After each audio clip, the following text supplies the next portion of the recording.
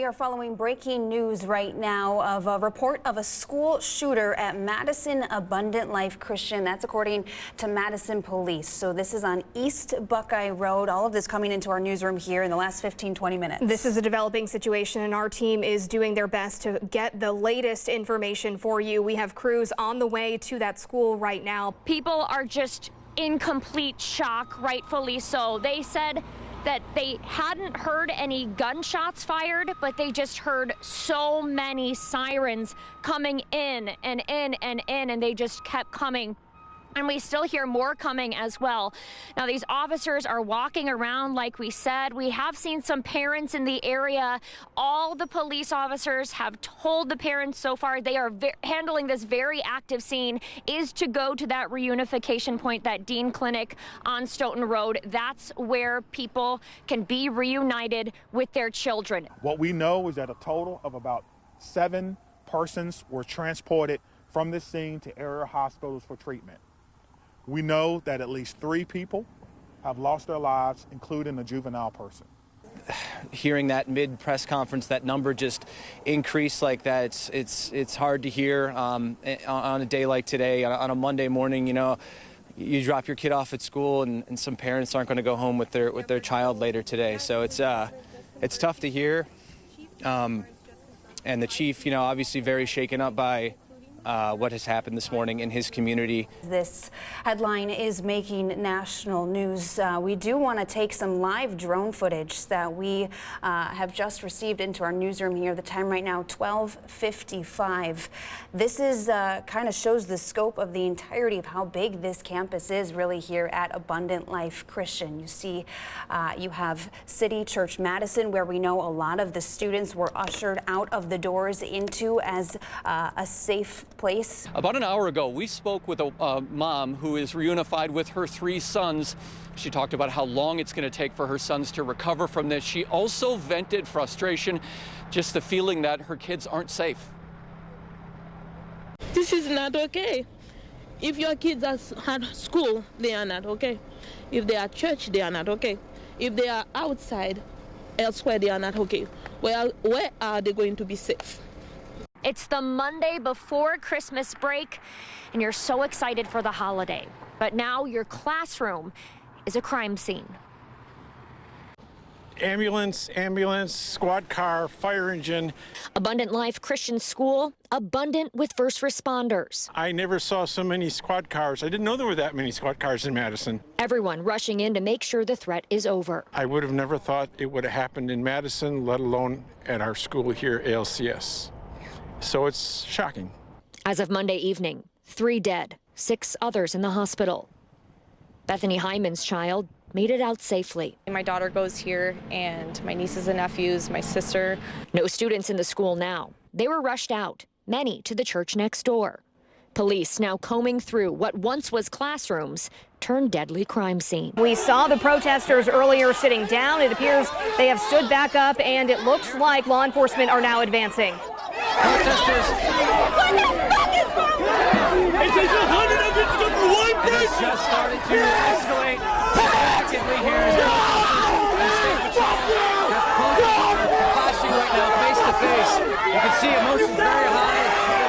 It's getting physical here. Kylie and I can talk about it. We're going to take a step back a little bit. But as you can see right here in the middle, right there, they're coming face to face.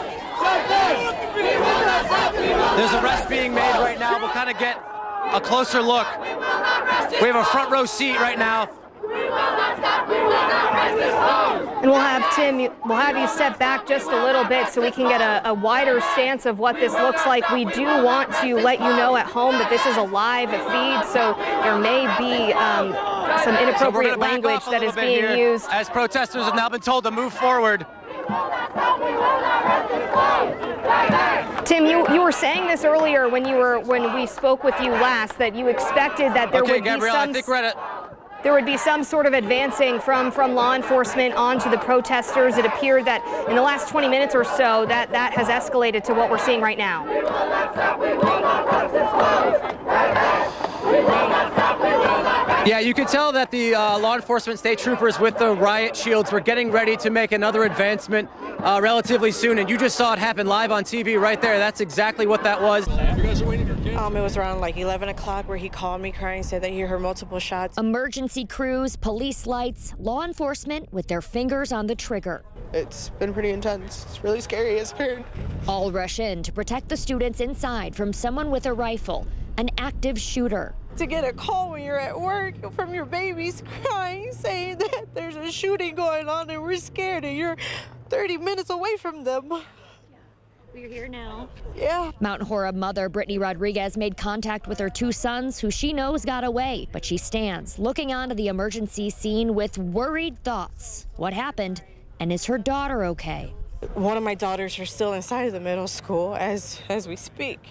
But all we know is that there were some kids that went to shoot. Getting that call and not knowing, like, you know, are they going to make it? Is this going to be our last phone call? It's hard.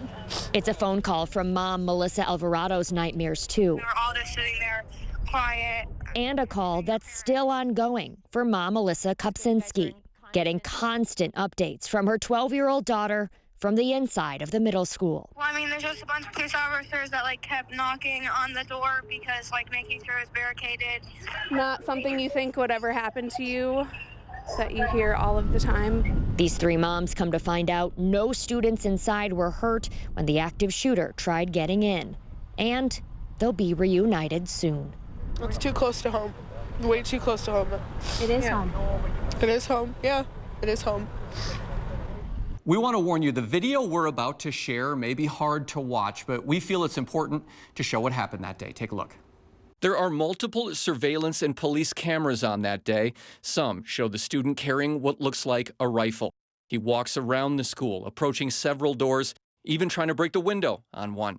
In one clip, someone appears to close the doors just before the student gets to it. In another part of town, police get the call. We have people running from the Mount Horeb Middle School now, said there was an active shooter response. As the officer drives, police prepare for an active shooter. Let's get the event started. The first officer to make contact outside the school appears to approach the student, then backs away as the student appears to follow him around the car.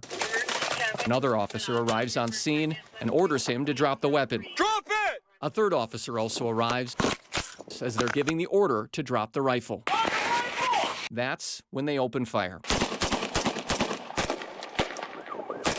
At least 3 officers fired their weapons. Drop it!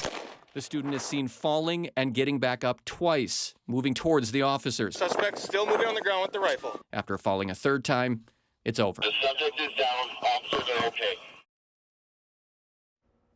And new at 6, we're also learning more about the evidence agents collected from the teen's home and backpack. And this may also be hard to hear and process. But again, we're sharing some of these details because it helps to give context and in this case speaks to the teen's state of mind. First, a photo of the wall in his bedroom. You can see the teen wrote in black marker to police saying, quote, "To the officer that has to shoot me, I'm sorry. It is not your fault." The swing. The swing is a playground staple. For kids, it brings laughs and fun. Jump it. But in an election year, a swing can bring nerves and fear, especially in a swing county like Sauk County. Well, it's very purple. And that's the thing with the swing. Once it swings one way, it always swings back. And that's actually been Sauk County the last 16 years. They pick the eventual presidential winner, whether they're Republican or Democrat. In 2008 and again in 2012, the county voted for Obama. But in 2016, they swung red and voted for Trump. Then 2020, they swung back blue and voted for Biden. The way Sauk County went, so went the election. Jerry Helmer is the chairman of the Sauk County Republicans. At the same time, he's running for assembly. He knows Sauk is not only a swing county, but it's had razor close finishes. And that means a lot of pressure. It does make me nervous. It makes me feel very responsible being the chairman of Sauk County. It's a great responsibility that I need to get the grassroots to act upon what we need to do to make us win.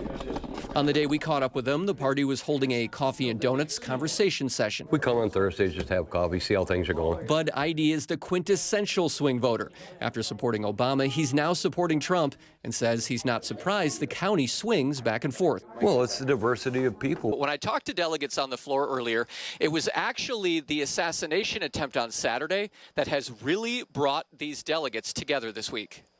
On the convention floor Monday, support for Donald Trump was everywhere. Lambo's voting for Trump also. Madison delegate Terrence Wall and his four-legged friend were soaking in the support for Donald Trump. It's been a huge amount of energy.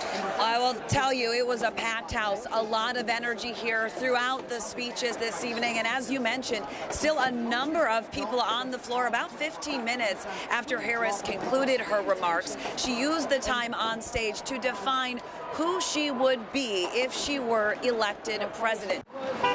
We've gotten a couple middle fingers. You'll see him in jail. No sky-high prices. In the battleground state of Wisconsin. We've gotten the loser sign a few times. Supporters for Harris and Trump. When we were building a wall, clearly the numbers went down. Let's hear the facts. Lined the streets of Wanakee. I'm here to represent freedom. We've been yelled at a few times. Wanakee dad, Zach Roberts, lives a few blocks down from the rally. Makes me feel terrible.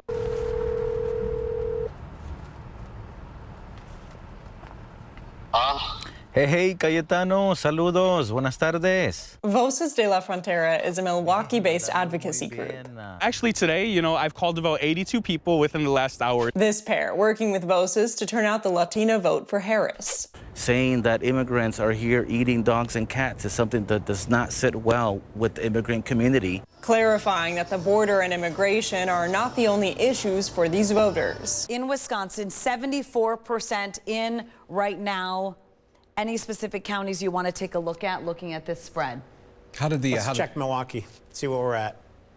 Okay, I got to be careful because that's a narrow one. It's still, yeah. So 32%, there's still a lot to be counted there, but 32% for the Republican would be more than enough to win statewide. The insurance company changed the formulary, which rose the price of it to over $500. He walked out, chose rent over his medicine. Days later, Cole's parents say he had a severe asthma attack without his inhaler. He suffered cardiac arrest, and when he got to the hospital, he was lifeless. They had to revive him, and then spent the next 6 days on a ventilator in the ICU, making decisions that we never thought we'd have to make. At the time, Cole's parents, Bill and Shannon, didn't know why the cost increased. That is until they found the cost of Bill's prescription for his own asthma also increased by the same amount. Oh my gosh, this is what happened. This is what happened to Cole. Cole's parents cite PBMs, or pharmacy benefit managers. The FTC describes them as middlemen, negotiating the terms and conditions for prescriptions. It's just this unknown creature out there that's controlling care. This unknown, now highlighted in a Federal Trade Commission report released this summer, says, quote, the powerful middlemen inflating drug costs and squeezing Main Street pharmacies. While we can't confirm PBMs caused the price increase in Cole's case specifically, PBM's power over prescription drug access are also the subject of recent congressional hearings and an FTC lawsuit for allegedly inflating insulin prices. We work with drug manufacturers to provide or negotiate price concessions from them. That's really the only tool we have to help lower the cost of prescription drugs. Sean Stevenson is the Director of State Affairs for the Pharmaceutical Care Management Association, representing the 6 largest PBMs, including the PBM Cole's insurance worked with, and all of which the FTC is currently looking into. What impact do PBMs have on the price of prescription drugs? Great question. So none at all. List pricing of prescription drugs is exclusively up to the drug manufacturer. Kennel number 6. She was the tiniest. When you know, you just know. I just took to her really quick. It was like love at first sight.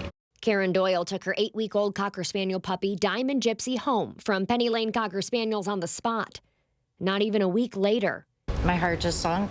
It's just like the instinct you knew something was wrong. Doyle says her once spunky puppy could no longer stand for potty breaks. I called Pat also. Pat goes, well, the vet's here. Just bring her here. And I said, okay, I'll be right there. Pat, Patricia Rockstraw, is the owner of Penny Lane. Doyle says when she got there was no vet, and Rockstraw took Limp Diamond away for good. She goes, you could just pick out another puppy. And she goes, say goodbye to her. And she goes, she's dying. Look at her, she's dying. Wipe your tears, suck it up. It's a part of life. I was in shock. A few months later, a friend of Doyle's alerted her to a page on social media. You should check this out. It's about Penny Lane. This time, she saw something she didn't know. Photo after photo, review after review, claiming something very wrong was going on in the dog breeder's basement. Put your foot right here. You can feel it go down. That's Janesville renter Carl Hillman. I guess it's deteriorating more. Showing 15 News where his wife fell through a hole in their kitchen floor. Fortunately, she didn't break anything. I'll show you the water. Follow him to the basement. And it gets a little humid. Make sure you have an extra pair of shoes and even a mask. See what we have to do. We have to go through dirty water. According to city documents, okay, this mess is a sewage backup. Landlord Rick Donahue was ordered to fix months ago. At the beginning of February, now he's giving us these notices. Donahue ordered Hillman and more than 118 other tenants to vacate their rental properties. We have to leave on a 28-day notice. Donahue says he's retiring. Absolutely no place to go. We always try to learn from tragic situations, and this really is a tragic situation. Mitch studies rental housing law at the University of Wisconsin-Madison. He's also a rental property owner. Not only does he say it's tragic so many people have to find new homes so suddenly, he says it's a shock to learn how these people have been living. What more can be done to prevent that from happening in future situations? 15 Investigates found complaints reported to the city about Donahue's properties in the last 5 years, 300 of them. We also uncovered hundreds of violations inside homes like Hillman's that, according to the city, Donahue has never addressed. I mean, he owns the property that, we've asked him several times to fix it, did not fix it. The city of Janesville is now suing Donahue for about $27,000 for dozens of ordinance violations. Things like no heat or hot water, rodent infestations, hazardous electrical systems, and unsanitary interior structures. Donahue denied all the allegations in court. You could go back to your kids, but I don't have that no more. I don't have it. My son didn't even get to see his father. That's what you did to me, and it's not right. Richardson adds she thinks racism was likely a factor in the chase that ended in this crash. Meanwhile, the Monona Police Department says they believe the attempted traffic stop that led to the chase was both legal and justified, and they don't know why the drivers fled instead of pulling over. We sat down with Chief Brian Cheney of the MOPD last week, and he says he believes the officers made a valid call to try to pull the car over.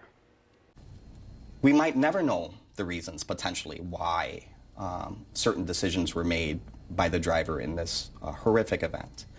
This driver did not stop. Tonight, new video from a fatal police chase we've been covering since January 1st. We are learning more about what led up to the crash that killed 3 people. Once the officer turns, you can see the driver of the Volkswagen turn around on the wrong side of the road,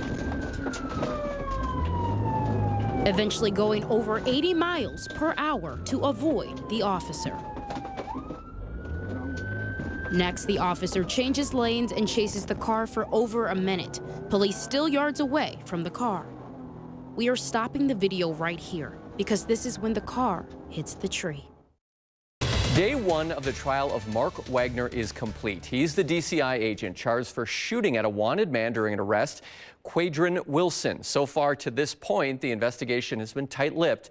And today, for the first time, we get a glimpse into the planning that went into the arrest and the aftermath. WMTV's Elizabeth Wattis joins us live from outside the courthouse.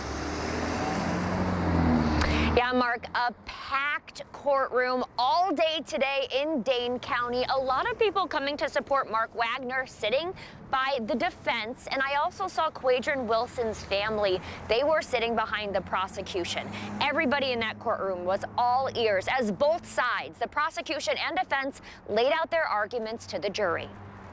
The evidence is going to show that something went really wrong here. Dane County District Attorney Ishmael Ozan referring to the February morning back in 2022, where Quadron Wilson's car was pinned in by more than 20 state and federal agents on the northeast side of Madison. Agent Wagner's training and experience, 27 years plus in law enforcement. DCI Special Agent Mark Wagner got out first, shield in one hand, gun in the other, to take Wilson into custody. We learned in court agents had been doing a phone wiretapping investigation in Madison, and they say Wilson came into play, involved in drug deals. Did the jury find the defendant, Mark Wagner, not guilty of second-degree recklessly endangering safety as charged in the information? Not guilty. That's the decision reached by the Dane County jury in the trial of Mark Wagner. The DCI agent was on trial for shooting at a suspect during an arrest. WMTV's Elizabeth Wattis has been our lead on this case. She joins us live from the courthouse. Mark Wagner walked out of this courthouse hand in hand with his family, knowing that the jury agreed him firing his gun was not reckless. Now, Wagner left that courtroom. Dozens of his supporters, friends, family, fellow law enforcement, all cheering as they packed that courtroom to hear that not guilty verdict. New at 10, the Baraboo superintendent is speaking out 2.5 weeks after being pushed off the graduation stage by a parent in front of thousands of onlookers. It's a story in our community gaining international attention. Tonight, WMTV's Elizabeth Wattis sits down one-on-one with Superintendent Rainey Briggs and hears what he went through that night, what was running through his mind when that parent rushed the stage, and why some believe race had something to do with what happened. As I was standing there, I think a student was coming. Peripherally, I see a white dashing shirt coming up the stairs. That parent walking up the stairs is Baraboo's Matthew Eddy. At first, Dr. Briggs says he thought the man was a photographer taking pictures of a graduate. His confusion, though, quickly turned to panic. But then he said, "You're not going to touch my effing daughter." And at that moment, I'm like, oh, crap. In an interview moments later, Eddy tells officers he pushed Dr. Briggs to stop him from shaking his daughter's hand at her graduation. He says it's because he doesn't like him, and he's mad about how Dr. Briggs handled a disciplinary issue. It just comes down to my daughter. And I'm not cool with him.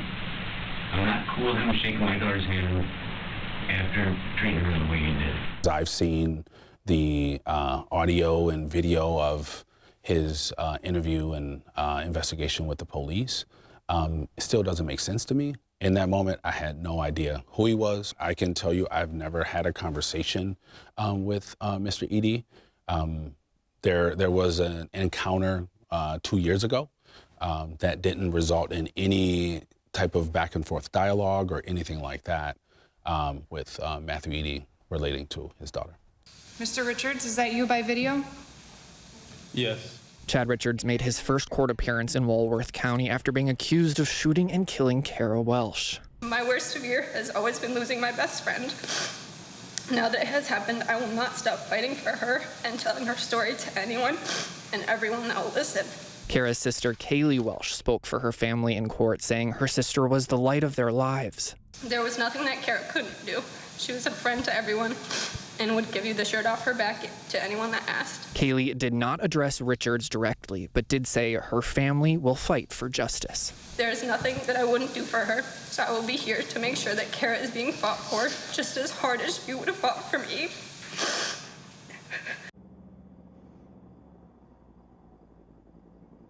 Richards is due back in court on Friday, and that's when the district attorney's office here in Walworth County says they'll file the charges by. What started as psychological and verbal abuse turned physical and sexual. And it was very traumatic because I had invested so much into this person and had really internalized a lot of what was said to me about how I wasn't pretty, how I wasn't really that smart, that I was too loud, I was too flirtatious, and, you know, I really just kind of shut down. Were some of those things red flags for you, or had it not really crossed your mind? It didn't even cross my mind until that point, I'll be really honest.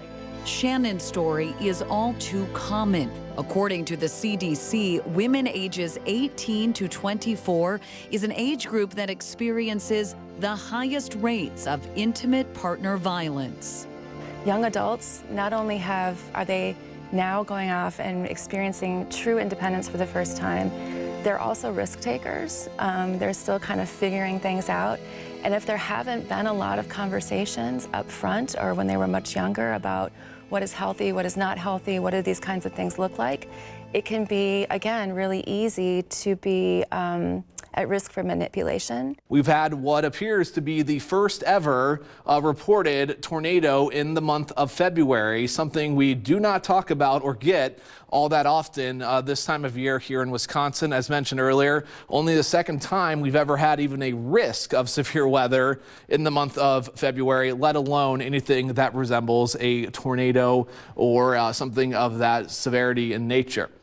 Once again, severe thunderstorm warnings for Rock and Walworth County. That's going to be going until a little after 7 o'clock tonight. That tornado warning going until 7 o'clock tonight as well for the Jefferson area and points eastward. Lee, Mark, any new information you guys are getting? Yeah, Brian, we've gotten some great video, as we've been mentioning throughout the night, into our area, and we wanted to show you one we got from Brandon. We had mentioned this earlier. Take a look at this. This is a funnel cloud that says east of 104. We don't have a whole lot of information about it, but take a look at that. And I can tell you 104 runs from Broadhead to Brooklyn, and just east of 104 is the city of Evansville. And so that same area that we were pinpointing and talking about, I mean, that's pretty scary to watch that lightning and that clear funnel cloud as it makes its way toward that farm. Live for us in Evansville. And Tim, you just talked with some homeowners there.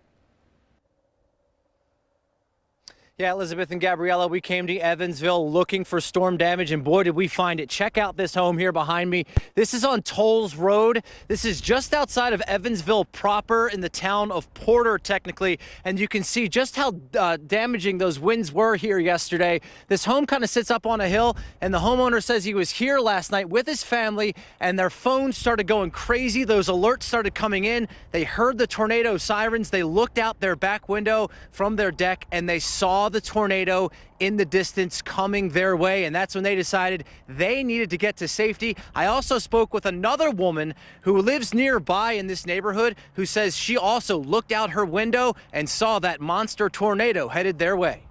I seen this great big piece of metal or something flying through the air. And that's when I thought, oh, we better get in the laundry room and really take cover away from windows like they tell you to do. So we're in the laundry room, and all of a sudden we heard the hail. And then all of a sudden,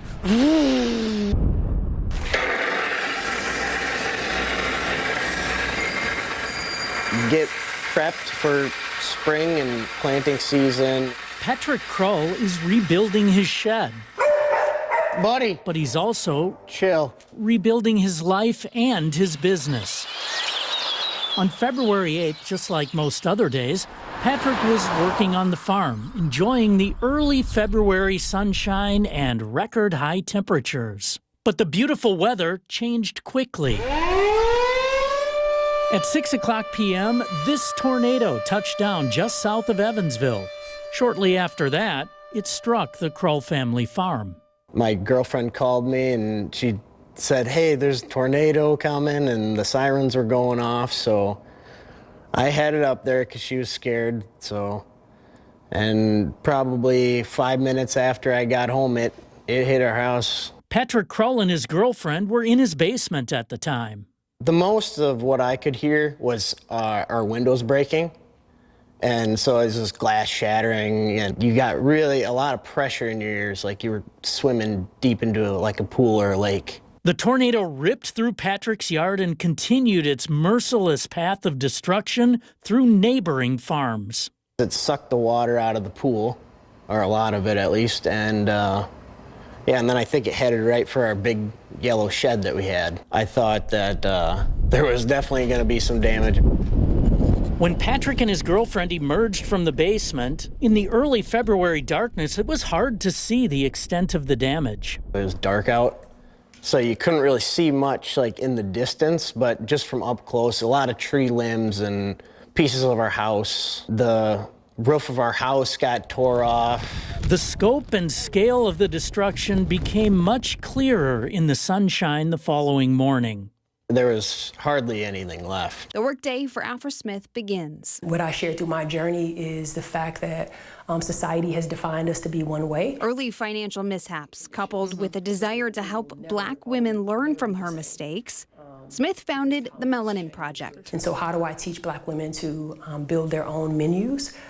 Sometimes we're not always welcome at the table, but that's okay. A business providing financial coaching, workshops, and accessible education about building Black wealth. Smith says the hardest part is asking for help, but in that vulnerability, you begin to grow. I think that's why I'm able to reach out to folks is through my story and just being able to say, hey, I've been there, and this is the path that I chose. Eyes are watching, ears are listening. Miss Michelle Beal commands her classroom of little learners with two of her best tools. This is how we listen. This is how we listen. A gentle voice and a welcoming smile. Look who's coming out. Hi, Teddy here. She leads what is, for many students, their first school experience. A book about inclusion. Their enthusiasm for life, their excitedness, just their understanding and acceptance, regardless of what the circumstances are. My turn. Her lessons include the traditional early literacy and social emotional skills. No two people are exactly the same. We are all unique, and that's great. But perhaps her most important lesson is the one her students learn just by being around her. Being different is what makes you special. And you are just right, exactly as you are. Just want them to carry that through their life, to continue their life. They carry kindness with them wherever they go and accept others' differences and see. One volunteer. All of these lovely volunteers want to answer your phone call right now. One phone call. Hello, this is Phonathon. Would you like to make a credit card donation? 1 minute. Let's put 60 seconds on the clock for our very first Mike's Miracle Minute. Helping to fight food insecurity in southern Wisconsin during the 29th Share Your Holidays campaign. Tell me what this campaign means to Second Harvest every year. We really need those online gifts because there are folks in our partner agencies and those that they serve who are really counting on this campaign. We know the need is up in our communities for food. Providing meals for families this holiday season. In just a few days, maybe weeks, this food is going to be on the tables of those who really need it this holiday season. That's what makes it all worthwhile. One donation at a time. Burger Bob actually stopped by about 2 hours ago. They donated more than $3,000. You helped us surpass our overall goal. 1.6 wow. How awesome is that? Lending a hand when your neighbor needs you the most. For the last month, we have asked, and you stepped up as a community. That is so amazing. Today is the culmination of a week-long effort, the Diaper Drive. Any money you donate today will be matched up to $75,000. We wouldn't be where we are today without Match Day. And we've raised $8,700 so far, so thank you to everyone out there. Keep that money coming in. $16,700 since midnight. $55,000. You came through. We are now at $75,200. I think we could get to 90. Whoa! Okay, Andrea, lofty goal. I love it. It's so incredible, and I think the bigger trend we're seeing is that businesses are so passionate about helping people. Yeah, I think this is a little more than last year, so it's really exciting to be a part of this. Those bins filled with donations. All of the partners that come in express the need for more. So grateful. I mean, this is just financially a burden lifted off of their shoulders. We could not do this without you, and without the Village Diaper Bank, we would not be able to meet the demand in the community. A blessing that we can help as many families as we do. Hey, good morning and happy Take Your Brat to Work Day. It is a bad day to be a brat because there are thousands of them right now. What people don't know is the true breakfast of champions is a delicious bratwurst. It is Take Your Brat to Work Day. Take Your Brat to Work Day, absolutely. This is the official start to Bratfest for the weekend. It's Memorial Day weekend. $5 a brat, all that money goes to local charities. It's a late Wednesday afternoon at Gilbertson's in Kaiser. And the regular crowd shuffles in. The last Wednesday of the month is Stinky Tuesday. Not quite as good as Limburger, but very good. It's a place oofed a beaten path where everyone is Norwegian and the beer is just a little bit colder. You had to have refreshments. The man behind all the fun is 85-year-old Ken Gilbertson. But I'm sure glad you brought all these people. Well, I tried. After 130 years in business, Gilbertson's general store is closing at the end of the month. One of the things is, I'm getting too old, but if my feet were good, I wouldn't have no problem. Where are we going to go? We've been coming here forever. For me, about 55 years. Pretty out here. Daily cleanup, starting at dawn. Pete Peterson is on the hunt. Appliances, tires. Removing litter. A lot of these. Of any sorts. Want a pair of shorts? With 2 garbage bags fashioned in hand, he steps through the branches for another find. Leave it better than what you found it. Picking up after others. I call them garbage gazers, because it seems like they enjoy seeing garbage alongside the road.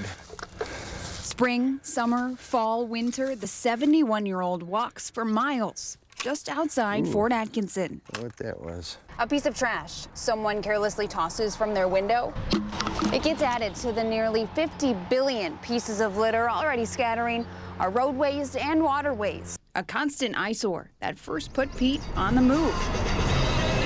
My wife and I like to drive around and look for wildlife, and I just got tired of seeing the garbage alongside the road, so I started picking up. Early mornings and long walks of solitude. I hear you. Nestled among the rolling hills of Richland County, situated along the sparkling Pine River. Around here, we ever call everybody kind of bohemians. Sits a quiet little village. Not a single stoplight in sight. I just wouldn't like a big town at all. But there is a stop sign. They wonder where it's at. They wonder how we exist. Welcome to Yuba.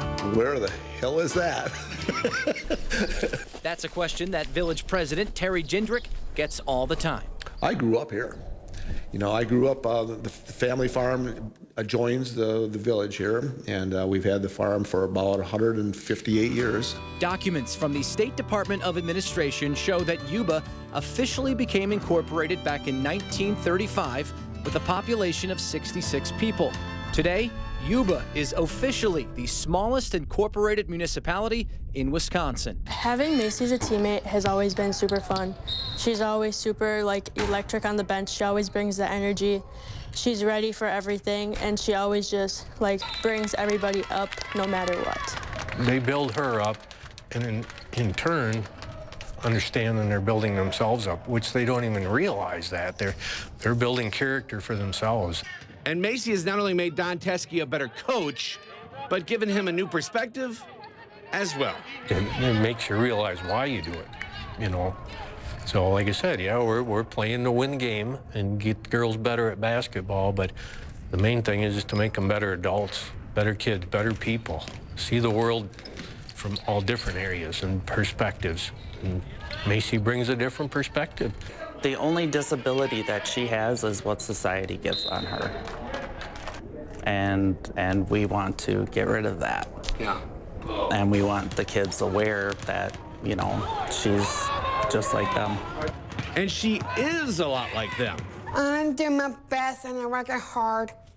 It's so hard and it's an awesome job. And I'm part of my team, including my mom. And I'm so smart. I'll be happy.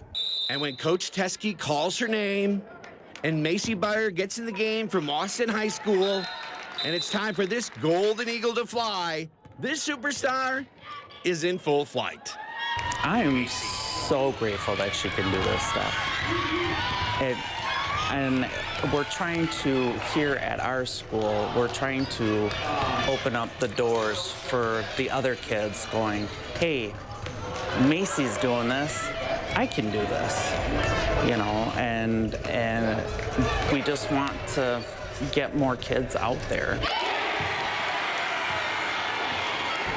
And I'm hoping that we can do that.